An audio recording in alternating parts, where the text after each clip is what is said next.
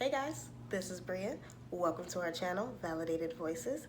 This is our review for Love After Lockup, episode 25, Felon's Fantasy. Okay, our first couple up is Cheryl and Josh.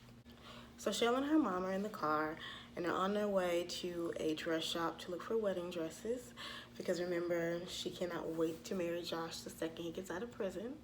And so she wants to have everything all set and ready, or at least her dress. And so as they're on their way, her mom is asking her, what is it about Josh? Why do you like him so much? Why are you so in love with him? And she's like, well, Mom, he treats me really great and he even got me an engagement ring. Okay, well, he didn't really get me an engagement ring. And she tells us how he went. So she tells us that she went out and looked at about 5 or 6 rings and took pictures of them and then sent them over to Josh, who then picked the one that he liked, and then she went out and bought it with her money.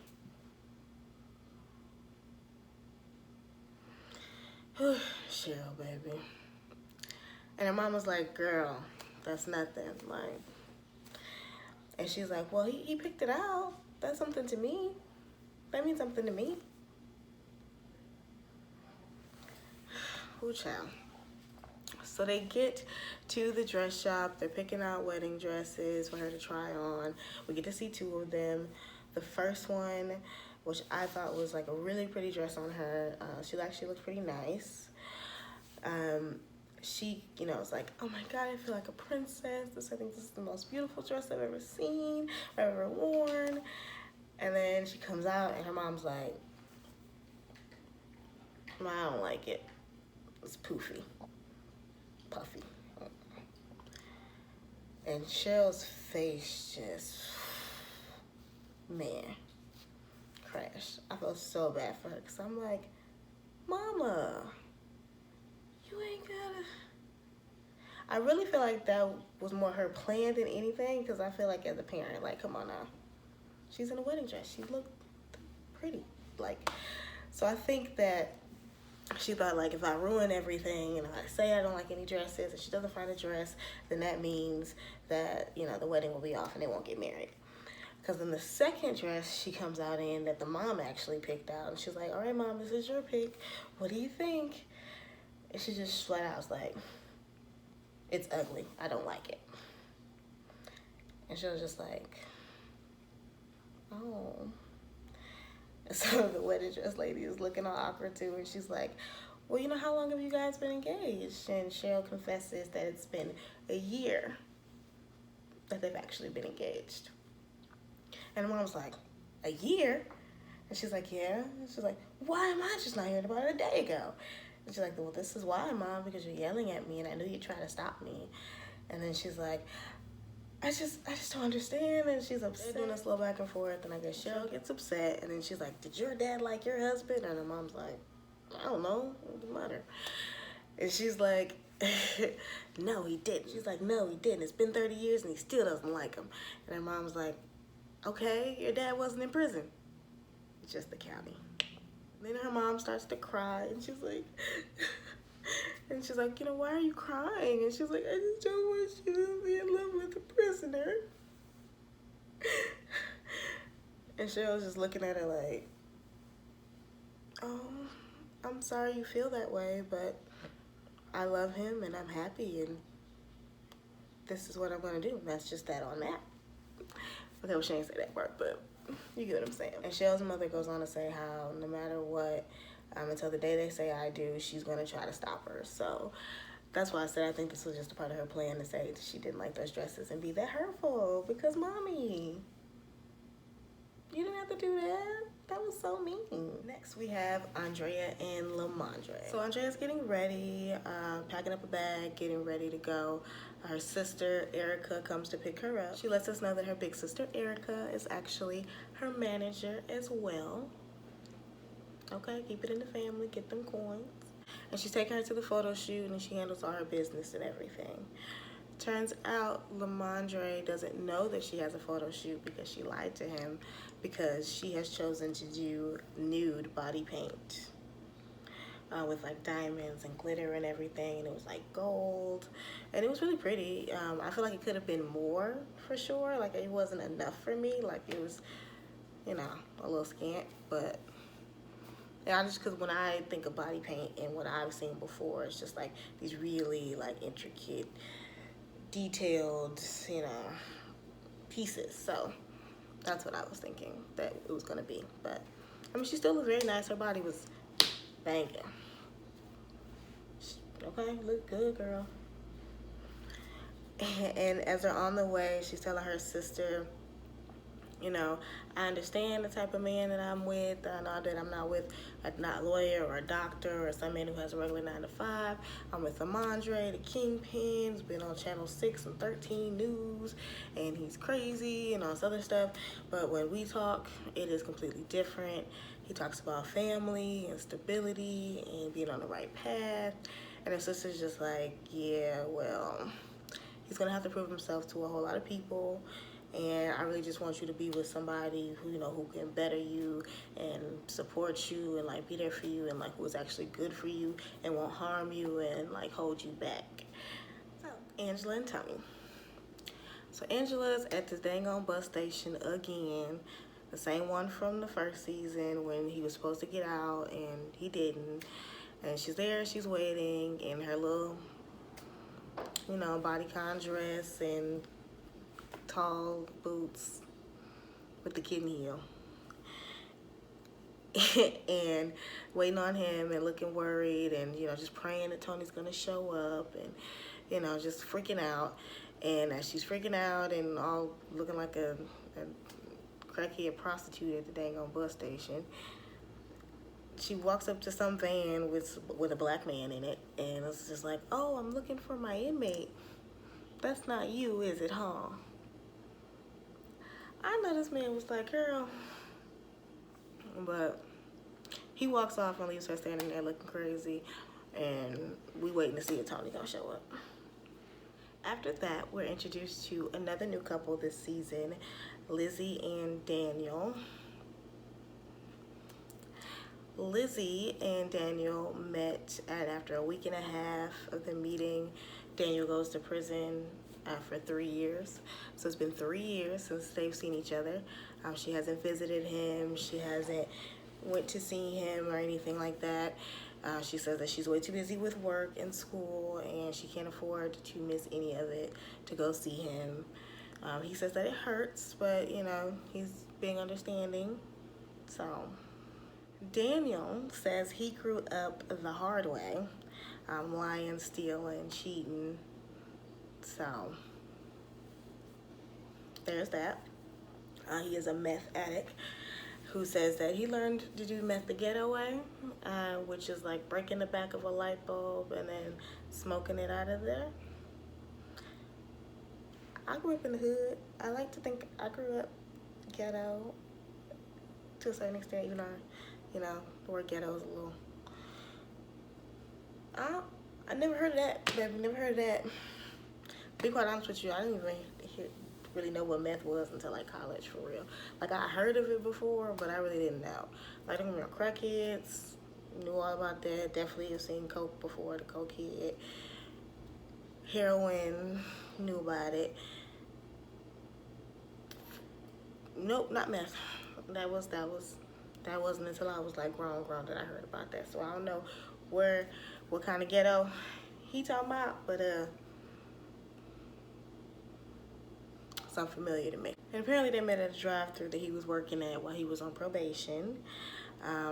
But they were hanging out and drunk at Lizzie's apartment, and apparently her roommates were drug dealers, and so they ended up arresting police busted in, arrested everybody, and then Daniel said he went on a run, got back on meth while he was on the run, and then ended up getting picked up and was been in prison ever since. And then Lizzie tells us how she's lucky because she just ended up getting what's called a frequency charge, I think she said, which ends up being just like guilty by association. Mind you, Lizzie has already told us how she is a recovering addict herself. She was young, had a boyfriend. The first one introduced her to smoking weed. Then she had another boyfriend who introduced her to popping pills and then selling drugs. And then, you know, I'm sure downhill after that. And she's now, you know, gotten her life back together. She's now clean. She goes to school. She has a job. Again, working at a gas station. So, like, she's gotten her life together. She's on point. Lizzie said that people would look at her and they wouldn't think that she was a pill addict. Girl, who? Because I wasn't surprised. So, where I'm from, more of the crackheads look like you than anything. Okay, Lizzie. Lizzie is supposed to be driving up with Daniel's mom to go see him and actually pick him up. And so she's speaking when she went to her sister's house, and her sister's asking her, you know, like, how you think that's gonna be? Apparently, Daniel's mom does not like Lizzie. Feels very strongly about her son and the drugs and everything. And so they're just kind of worried about what that's gonna actually be like. And Lizzie says she is kind of nervous, but you know, she's more focused on the fact that she's gonna see Daniel. They haven't actually seen each other physically in 3 years, and she's whatever. And she bought him clothes and everything in order to prepare, you know. And then Lizzie's sister says that she has a history of men who, you know, are bad boys and who can't keep jobs and who end up turning to drug dealing to compensate for the fact that they can't keep jobs. And she's just worried that Daniel will be another one to influence her into doing drugs and selling and down a bad path. Lizzie gets upset and she's like, no, why would he lead me down that path? Why would he say that? Nah, I can't believe that. I don't need this kind of negativity right now. No, I don't believe that he'll do that to me. But then turns around in her confessional to say how, you know, she knows that he is capable of sending her down a bad path and tempting her back into, you know, doing drugs and stealing, and she is a little scared about that.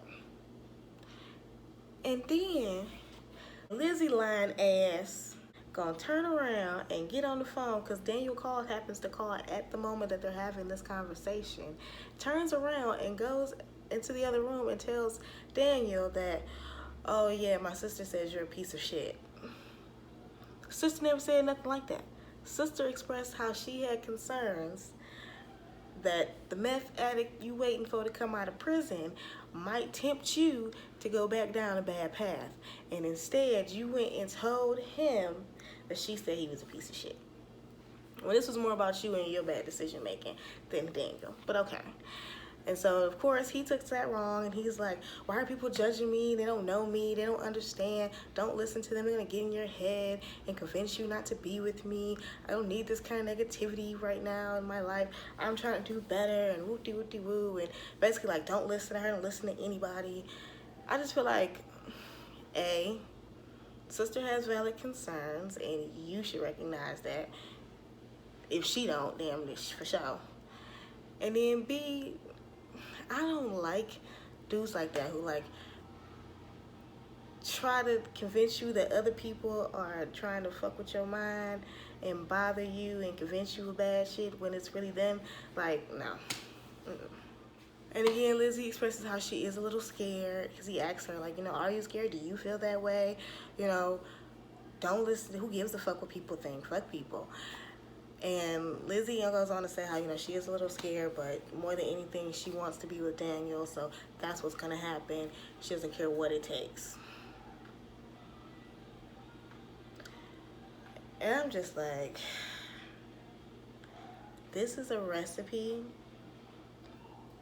for two addicts just falling down the drain. Like, it's very clear. Like, y'all feel very Bonnie and Clyde-ish. Like, y'all can't nobody tell me y'all nothing. It's the only people that you can talk to is the other one and listen to and trust. Bad recipe, y'all. Lacey and Shane and John. So Lacey's driving in the pouring goddamn rain, trying to get these 7 hours in to get to Shane. And for I guess most of the ride that she's been ignoring John's phone calls and not answering, and I'm like, girl, why? I guess I just feel like, I mean, you couldn't just been, and you just couldn't happen to be in the car every single time that he called. I don't know, maybe that's just me. But she eventually pulls over and answers his call, and that lies to him and tells him, oh, I'm sitting outside the house waiting for the rain to stop so I can go in. It's crazy. John. Look, if I can mess it up, Lacey. I don't know how you doing it, girl. But John is, basically just questioning her, like, what's going on? How's you doing? Why are you not answering? What you been up to? He knows that something's up, right? He knows that something's off. He, like, has that intuition, as a lot of us do. We know when the motherfucker lying, like,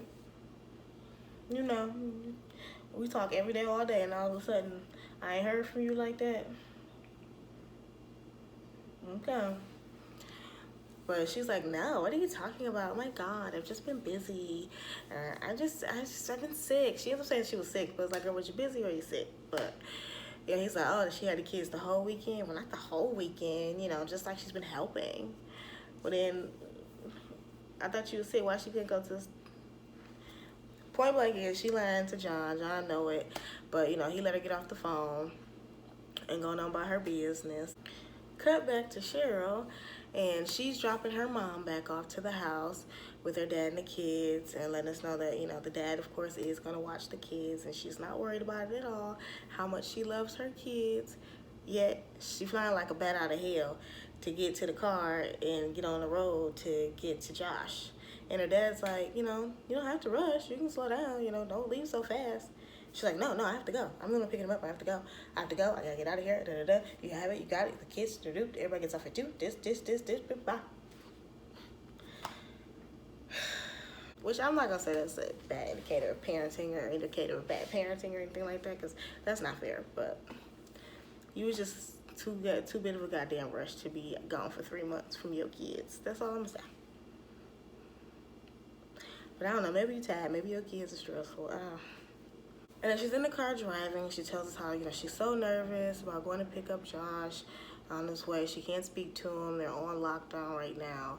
And basically, people do all kind of fucked up shit in prison. When people are getting ready to get out, they pick fights. They do shit to, like, get you upset and trigger you to fuck up your dates and get your dates pushed back or taken away from you and all kind of stuff.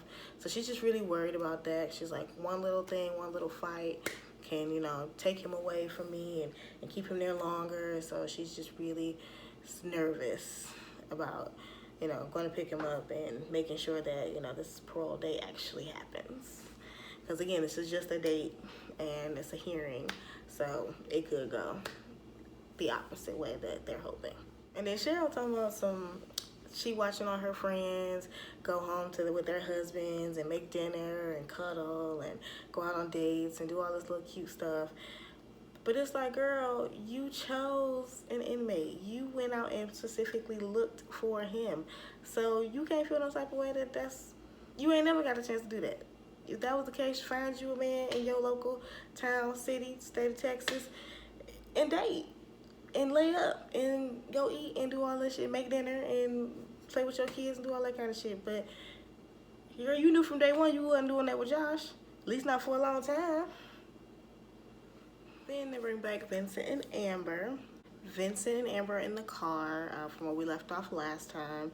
Them driving to, not the Airbnb, but to Puppy's mom's house. So they're in the car and Amber's talking about how she's so excited about having, a real bed and not having to wear shower shoes and, not being out of prison and being free. Even though I'm like, girl, that's Airbnb. I hope you still gonna wear shower shoes. You don't know if them people clean or it fits.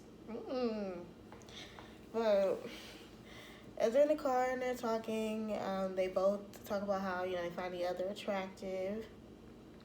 And she says he's handsome, but she feels like he's shy and more reserved than what he portrayed himself to be. And she, was expecting him, I guess, to be more aggressive and more assertive.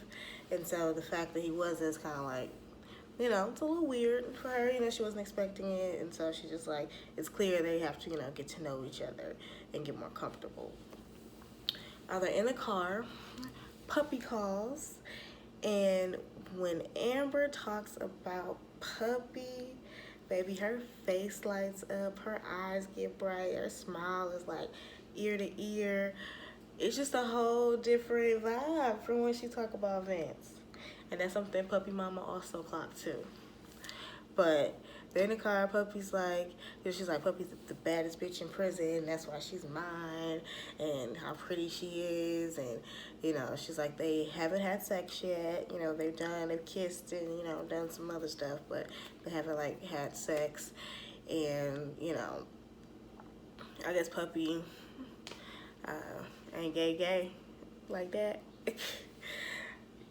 Again, I'll come back to that comment, but when they're on the phone, Puppy says, you know, you better take care of my wife events. And he's like laughing, like, ha ha ha. Yeah, of course. And again, letting us know he doesn't fully understand what prison wife means. You know, he's like, they just care about each other and they look out for each other and, you know, call each other wife. Okay. So we go to Kathy's house, which is Puppy's mom, and we meet her, and she seems really nice.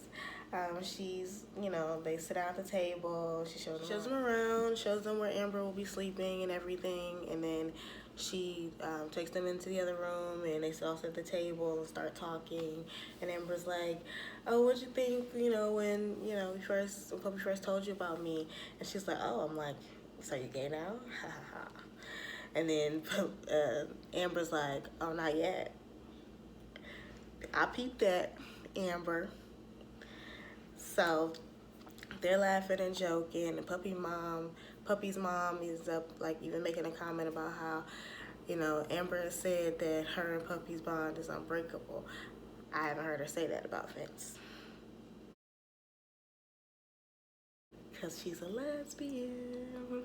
Kathy lets Amber and Vince know that even though Amber will be staying there, Vince cannot. She says she's not running no hoochie house. And that made me think about my grandma, y'all. My grandma used to cuss us out, having boys and stuff come over and, like, knock on the door and, like, want to hang out on the porch with us. And she used to love saying, this ain't no whole house. This ain't no whole house. Ain't nobody selling pussy here. Baby, my grandma was ruthless. Not the point though, back to Miss Kathy said this ain't no hoochie house. And then Amber says that they've already talked about, you know, the first time that they want to be intimate, that it won't be happening as soon as she gets out. She needs time to get comfortable and, you know, get to know him. Because she's a lesbian. But whatever.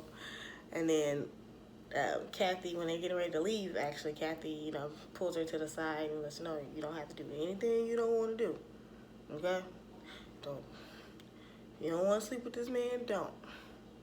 And, you know, she's like, I know. So. And then, this is why you shouldn't get engaged to people before y'all get to know each other in person, have sex, you know, date, for real. Child. Then we see Cheryl again, and she tells us some more about how she obsessed with serial killers and the goddamn Unabomber. And she pronounces her name wrong. And I'm not going to say it because I don't want to fall into the same trap that she did. But for her to be saying she obsessed with him and he was her inspiration and how she even got the courage to even write Josh, girl. And I guess he's in the same prison. So she's like standing outside the prison talking about how, you know, she just wish she knew which room was his so she could look into it and feel him. You know, a more creepy version of what, you know, Marcelino and Brittany did. Back to Andrea and Lamondre. You know, Andrea's getting all made up with her body paint and looking all cute. And just so happens that, of course, Lamondre calls. And she tries to be honest with him and let him know that, you know, she's doing this body paint photo shoot. And he immediately starts to go off. He's like, you going against what we said. You going against something that I said. You disloyal. You know what I'm saying? You foul. Just going off. all upset. And she and the sister, she going back and she's saying, fuck you. They argue and she's saying, you know, saying, fuck you and everything you stand for. You're not going to disrespect me. You don't let people have their own mind. And he's just like, I'm telling you right now, it's going to be hell. I'm telling you right now, it's going to be a nightmare. If you do this, it's going to be a nightmare.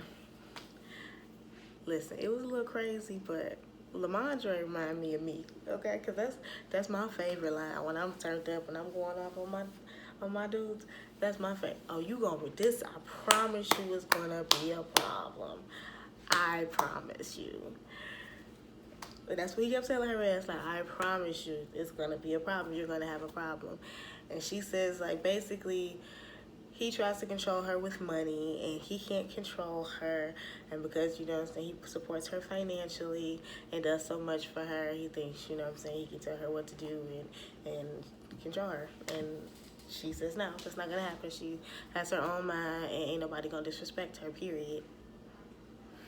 Going back and forth, the sister actually hangs up on him and he's calling back to back to back to back.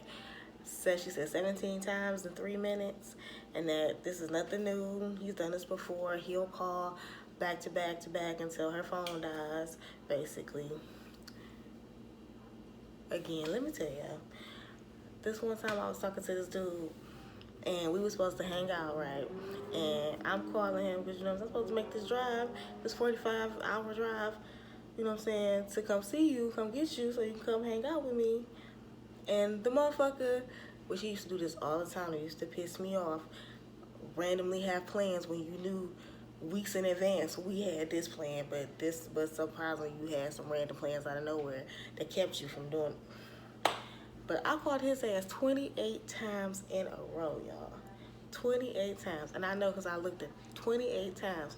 And on the 29th time, the motherfucker picked up like, hey, you know, what's going on? What you doing? When I tell y'all I wanted to nut up, babe, you ever felt yourself lose your mind? Like, you ever feel it just like that's baby, pissed, okay? I'm still mad about that. And every time I tell the story, he says on social media, some his ass be wanting to comment like, that's not, yes the fuck it is. That's the fuck you did. You played with me. You played with my time.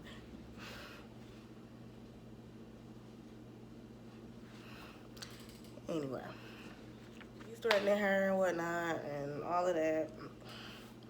And the sister, it says how, you know, this is a bad matchup and this is a recipe for disaster and this is what she's afraid of because he is controlling and won't back down, and she's strong-willed and she won't back down either.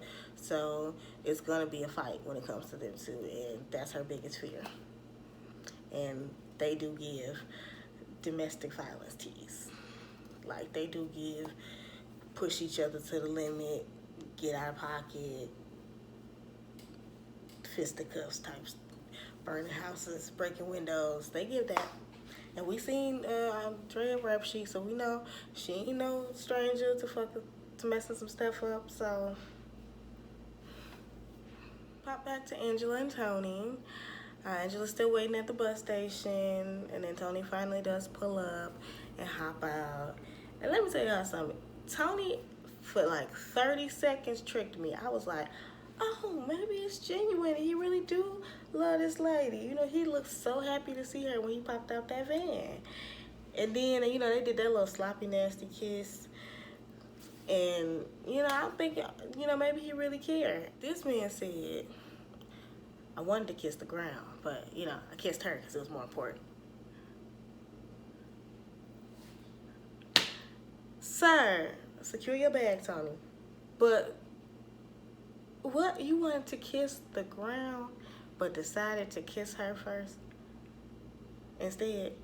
And she told us, oh, you're so sweet. Angela, get the fuck, girl. She's talking about how he talks about sex a lot, and so she's super anxious, and she's ready for sex, and, you know, so she just know he ready for sex. It's been 4 years, and they get in the car, and he goes to take off the clothes he got out of prison and the stuff and put on the stuff she bought.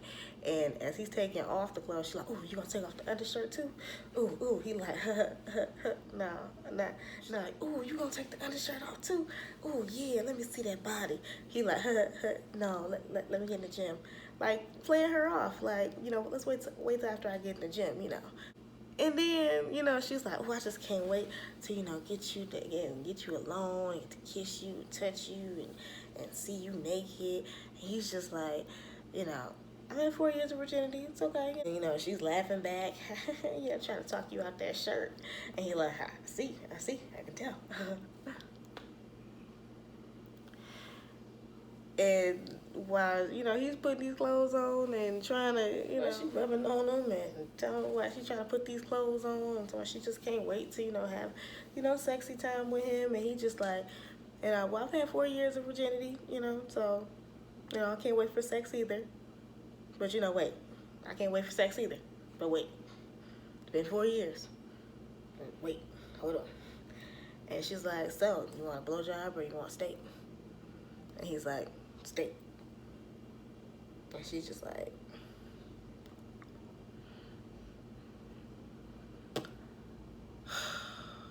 I felt so bad for Angela, y'all, when he said that. Like,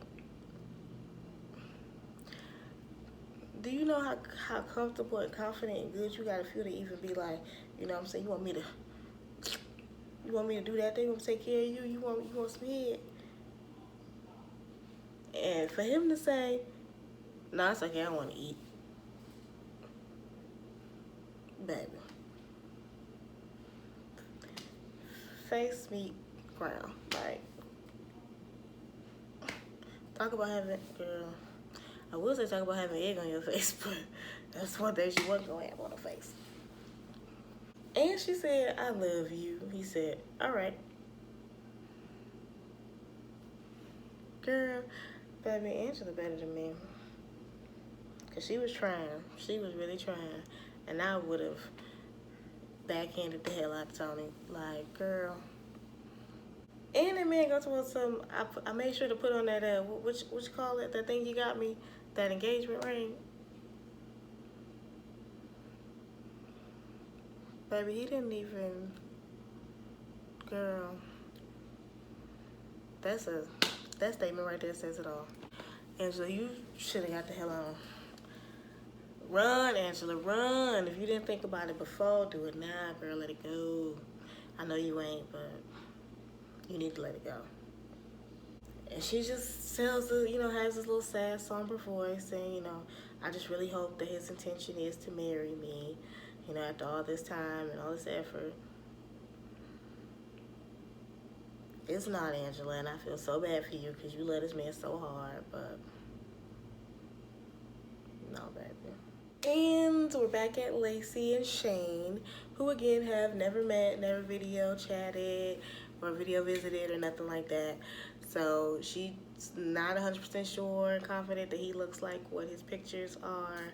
She's a little nervous. She's talking about how she sent pictures of herself. So, she hopes he's what he looks like in the pictures that he sent. And Lacey.